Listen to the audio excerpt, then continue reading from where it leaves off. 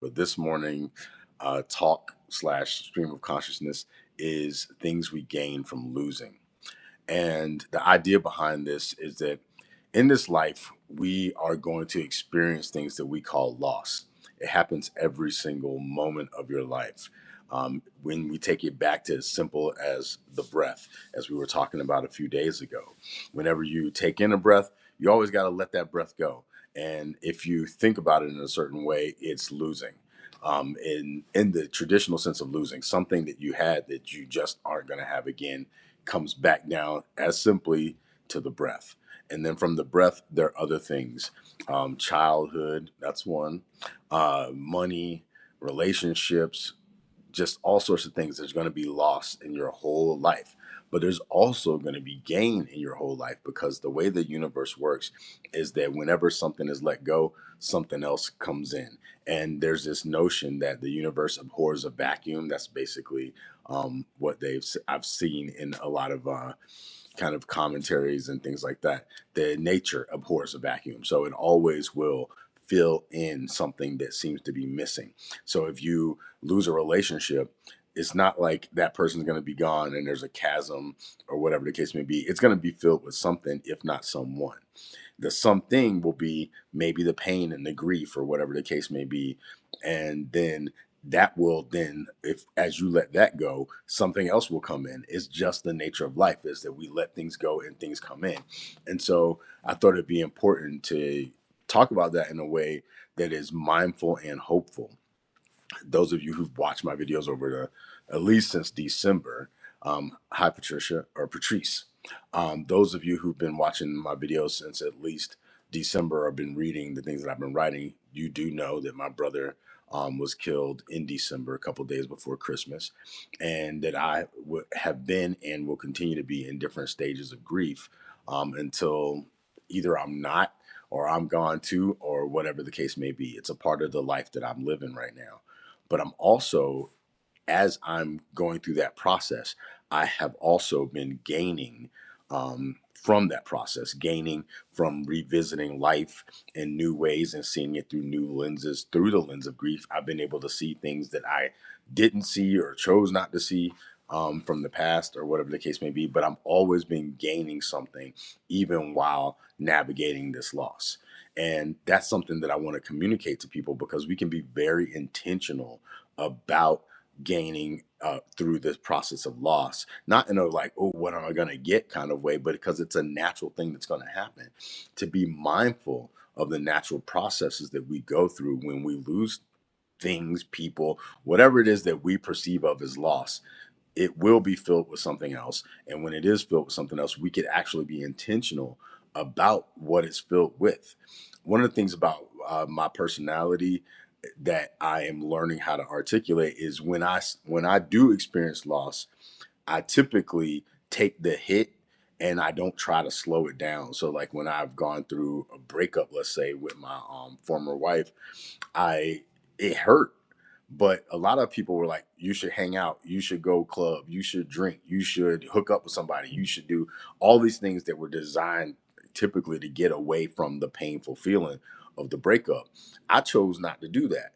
I chose to take all the pain and let it just F me up as much as it possibly could until I was ready to get my A back up and start living life again. And you know how long it took me? 8 days. It wasn't like I got over her in 8 days, but I let myself take what was coming at 8 days and go through the regret and the this and the wonder and the curious, and like let the future that I have imagined dissolve, because I knew that the future that I had created, because you can also lose a future if you at least experience yourself as losing a future when you project into the future with relationships with different people that you may or may not be around. My brothers and I, or especially the brother who died, he and I have been talking about hanging out with each other in the near future. Because of distance, we haven't seen each other that much over the years. We mostly talk over phone and FaceTime and stuff. And we were talking about the future. And then he died not too long after we had that conversation. So that future that we talked about co-creating collapsed. And the same thing happened in my marriage. And the same thing happened in old jobs or leaving the military. All those things. But if you take the hit, I'm not well, I'll just say like this with myself. I would take the hit, let myself go through what I had to go through, but I usually did it in private. I didn't share what I was going through with other people. I would just be like, leave me alone. And I'll act like I was in a cocoon or something, which I guess essentially I was in an emotional cocoon.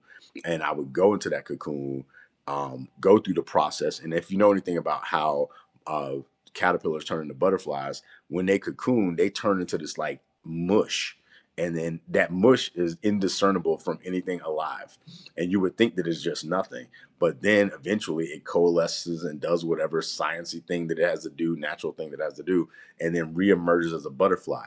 And as it's reemerging, it actually builds up the strength in its wings from trying to get out of the cocoon. So like if you bust open the cocoons too early, the wings of the of the butterfly will not be fully developed, and then that butterfly won't be able to fly, and then it'll die.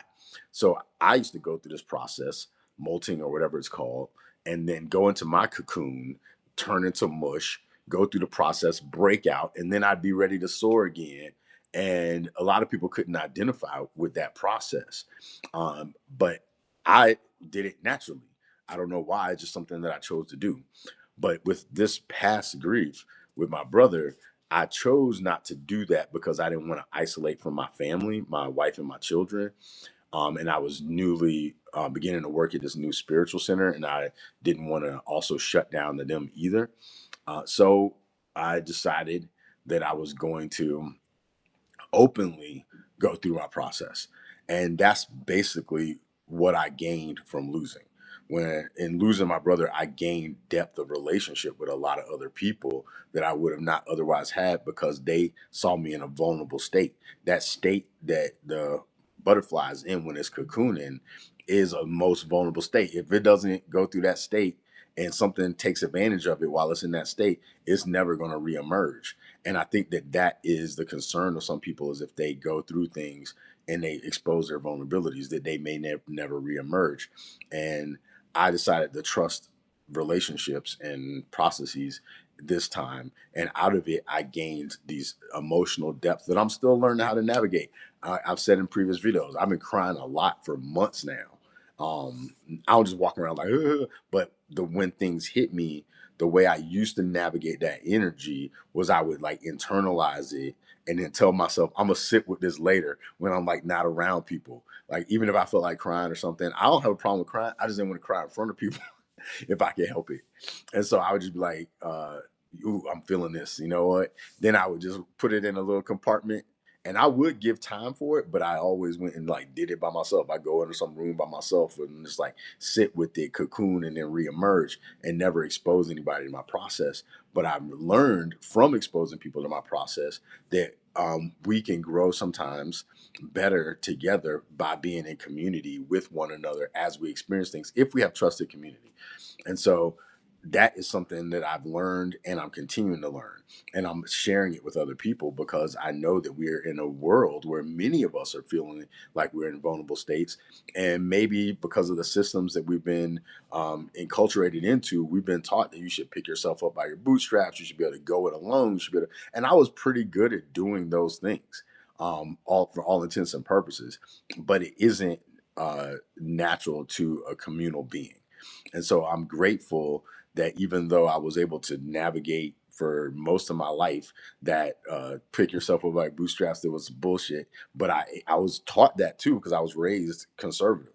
So I was taught that and thought that that made sense for me, and I used it. But it is also detrimental to relationships, right? So I'm being learning how to bridge that energy and kind of navigate that in a more relational and holistic way. And I know how to be there for other people. I just didn't know how to let people be there for me. And now I'm learning how to let people be there for me, which is a gift. It's something else that I've gained from losing. And so in the spirit of that, today at 10 a.m. Mountain Time, which is like an hour and a half from now, I'm actually going to be doing a Zoom presentation about my Enneagram type 8, which is the protector in grief. And I'm going to be sharing that with folks. It's free. I'm going to put the link in this video after it publishes. And if you want to register and attend, like I said, it's free. You can come check it out.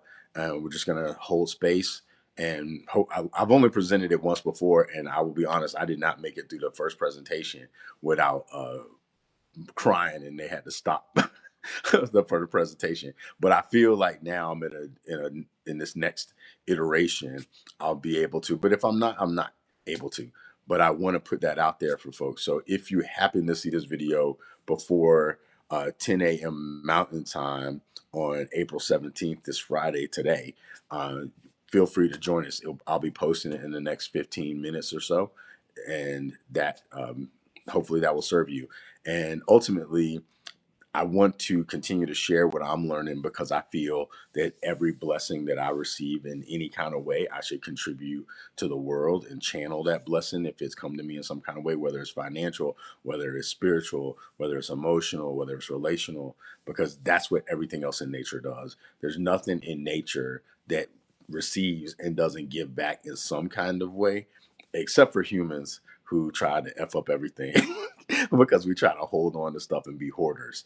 But everything else in nature does that. And I'm trying to align myself increasingly and intentionally with the natural flows of the universe and the world as it is, in every kind of way.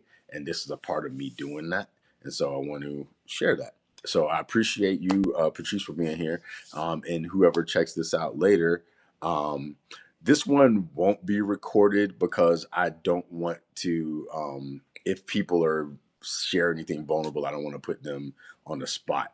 I'll probably do it again, and I'm actually thinking about making an actual course from it that it will be recorded in different episodes, to break it down. But this is like part of me working it out and navigating it. But yeah, I'll do it again if I am looking at making it a course. But thanks for asking. At any rate, thank you for being here, and I will put the link in the bottom of this video in about 15 minutes after it processes, and I hope to connect with you all soon. And blessings on your journey. You are the light of the world, even if you don't know that. And I don't just mean that from a Christian sense. I mean, we're literally light. We literally are, and it's time for us to live as such. And so, sending you blessings. Take care. Peace.